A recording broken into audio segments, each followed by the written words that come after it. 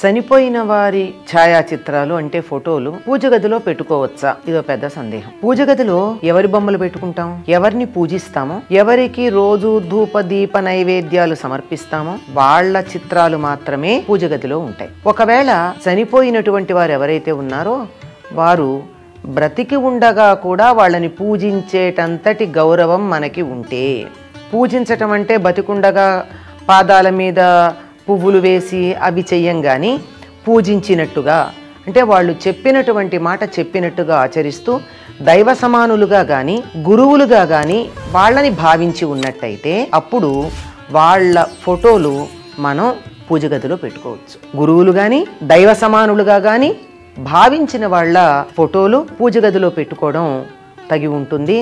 కానప్పుడు బతికుండగా వాళ్ళని గౌరవించకపోయాక చచ్చిపోయాక ఎందుకండి గౌరవాలు?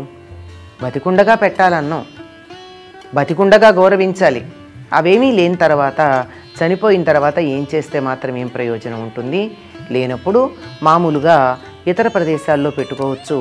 ఇళ్లల్లో వంశపరంపరగా 5-6 తరాల వాళ్ళ ఛాయాచిత్రాలు కూడా పెట్టుకునే వాళ్ళు ఉన్నారు, అక్కడ పెట్టుకోవచ్చండి. మాకు డ్రాయింగ్ రూమ్లో ఏవో సీనరీలు పెట్టుకుంటాము, పెద్దవాళ్ళ ఫోటోలు పెట్టుకోవడానికి అక్కడ వీలు లేదు కనుక దేవుడి గదిలో పెట్టుకుంటాము అన్న దృష్టితో అయితే మాత్రం దేవుడి గదిలో చనిపోయిన వాళ్ళ ఫోటోలు పెట్టుకోనక్కర్లేదు, పెట్టుకోకూడదు. పూజించదలుచుకుంటే మాత్రమే పెట్టాలి, లేకపోతే వద్దు.